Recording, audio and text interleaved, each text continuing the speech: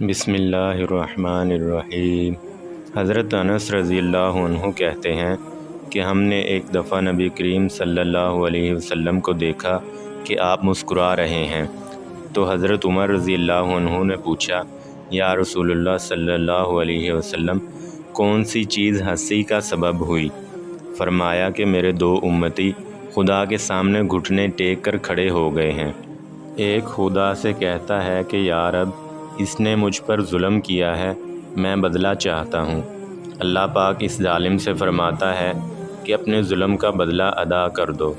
ظالم جواب دیتا ہے، یا رب، اب میری کوئی نیکی باقی نہیں رہی کہ ظلم کے بدلے میں اسے دے دوں۔ تو وہ مظلوم کہتا ہے کہ اے خدا، میرے گناہوں کا بوجھ اس پر لاد دے۔ یہ کہتے ہوئے نبی کریم صلی اللہ علیہ وسلم آپ دیدہ ہو گئے اور فرمانے لگے کہ وہ بڑا ہی سخت دن ہوگا۔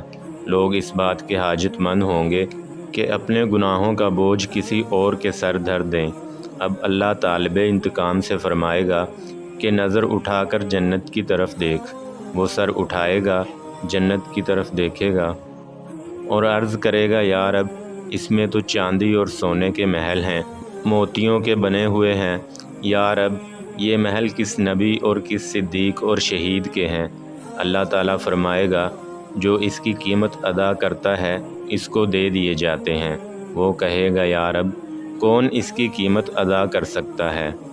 اللہ تعالیٰ فرمائے گا کہ تو اس کی قیمت ادا کر سکتا ہے۔ اب وہ عرض کرے گا، یا رب، کس طرح؟ اللہ جل شانہ ارشاد فرمائے گا، اس طرح کہ تو اپنے بھائی کو معاف کر دے۔ وہ کہے گا، یا رب، میں نے معاف کیا۔